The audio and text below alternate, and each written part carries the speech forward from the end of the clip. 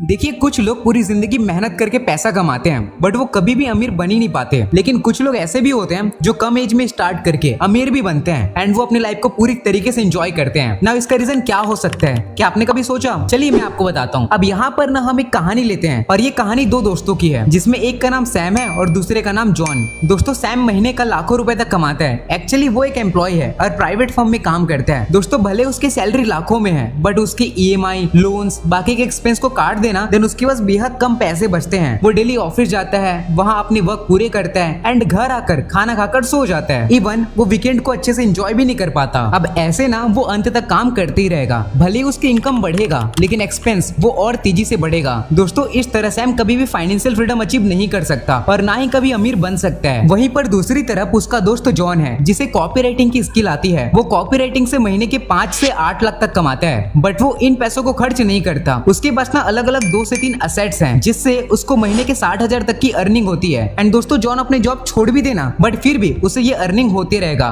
जितने पैसे जॉन ने कॉपी राइटिंग से कमाया है अब वो उससे बिजनेस बिल्ड करने की तैयारी कर रहा है एंड अगर उसका बिजनेस सक्सेसफुल हो जाता है देन वो और अमीर बन जाएगा। दोस्तों, आप समझ ही गए होंगे कि अमीर क्यों अमीर है। दरअसल इनके पास ज्यादा से ज्यादा असेट्स होते हैं और अगर ये काम ना भी करे तो रेगुलर इनको अपने असेट से इनकम मिलते रहेंगे। इसलिए अमीर असेट पे ध्यान देता है और असेट बिल्ड करते जाता है और गरीब लायबिलिटी। अब ये असेट कौन कौन से हैं चलिए जानते हैं। Number 1, mind. दोस्तों, इस दुनिया में सबसे बड़ा असेट नो डाउट माइंड ही है क्योंकि जो आज के समय बिलियनर हैं वो मेहनत करके नहीं बल्कि अपने दिमाग के यूज से बिलियनर बने हैं। अगर आप अपना पैसा माइंड पर इन्वेस्ट करते हो, नए नए स्किल सीखते हो देन भले ही आपने 200 रुपए का इन्वेस्टमेंट क्यों ना किया हो बट ये आपको $2 मिलियन या उससे कहीं ज्यादा अर्न करने का आइडिया और अपॉर्चुनिटी देता है। बट ये ना आप पर डिपेंड करता है कि आप सीखने और चीजों को एग्जीक्यूट करने को तैयार हो। दोस्तों, यहाँ आपको फाइनेंशियल एजुकेशन गेन करना है जो आपको स्कूल या कॉलेज सिखाएगा ही नहीं। एंड ट्रस्ट, ये एजुकेशन बाकी एजुकेशन से सबसे आगे होना चाहिए क्योंकि अल्टीमेटली दुनियादारी पैसे पर आकर ही खत्म होता है। माइंड में इन्वेस्ट करने का मतलब ही यही है कि इसे अच्छे आइडियाज, क्रिएटिव थॉट, इमेजिनेशन से फीड करना जो आपको किताबें पढ़कर ही मिलेगा। दूसरा, बिजनेस।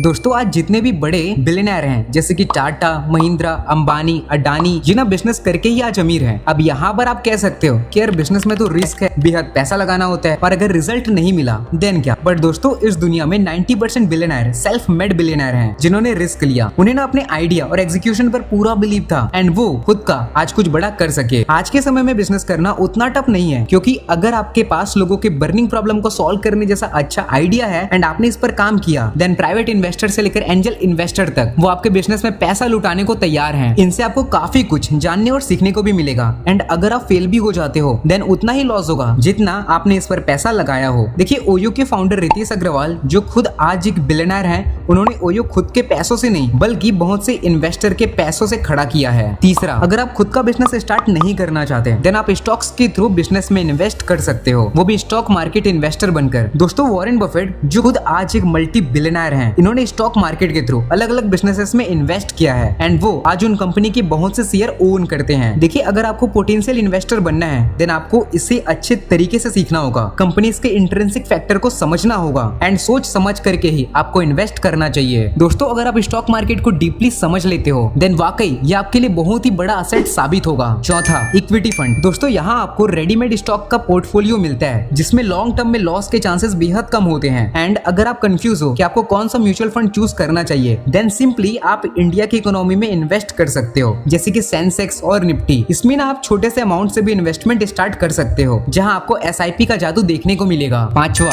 Real estate. यहाँ पर आप प्रॉपर्टी रेंट पर देते हो या जमीन वगैरह सेल करते हो। इसमें सबसे बेस्ट होता है कमर्शियल प्रॉपर्टी, मतलब कोई शॉप्स या ऑफिस स्पेस। नाउ आपको इसे अच्छी लोकेशन पर खरीदना है एंड सब कुछ अच्छा रहा देन आप इसके रेंटल इनकम से रिटायर हो सकते हो। दोस्तों, आज ज्यादातर multi millionaire real estate investor ही है। अब इसमें ना पोटेंशियल बहुत है बट इसमें बहुत पैसे लगते हैं, साथ में इसमें लिक्विडिटी भी काफी कम होता है एंड अगर आप बिगनर हो तो पहले आपको स्टॉक्स या इक्विटी फंड से इन्वेस्ट करना स्टार्ट करना चाहिए एंड सफिशिएंट मनी हो जाने पर आपको अपने पोर्टफोलियो को डाइवर्सिफाई करते रहना चाहिए। छठा, कमोडिटी। दोस्तों, कमोडिटी के अंदर गोल्ड, सिल्वर, ऑयल आते हैं। अब इनका ना स्टॉक मार्केट से अपोजिट का वास्ता होता है। मतलब स्टॉक मार्केट जैसे ही नीचे जाता है देन इन असेट्स के प्राइस बढ़ते हैं, क्योंकि लोग पैसे निकालकर इनमें ही इन्वेस्ट करते हैं। एक और बड़ी बात, इन्फ्लेशन का इस पर कोई इम्पैक्ट नहीं होता। साथ में गवर्नमेंट जितने भी मनी प्रिंट क्यों ना कर ले, इनका वैल्यू कभी डाउन होने वाला ही नहीं है। सातवां, प्यूपिल। दोस्तों सच कहा जाए तो आपका नेटवर्क ही आपका नेटवर्थ है। जितने अच्छे लोगों के साथ आपका कनेक्शन होगा, आपके लाइफ में सक्सेसफुल होने के चांस उतना ही बढ़ जाएगा। देखिए जितने भी बड़े बड़े कंपनीज के सीईओ हैं, उनका उठना बैठना भी उन्हीं के जैसे दूसरे सीईओ के साथ होता है। अगर आपके सपने बड़े हैं और आपको कुछ बड़ा बिजनेस बनाना है, देन अपने नेटवर्क पर काम करिए, उन्हीं के साथ रहिए जिनसे आपको सीखने को मिलता हो। अलग अलग प्रोफेशन के कमाल के लोगों से कनेक्शन बिल्ड करिए एंड आज ही काम पर लग जाइए।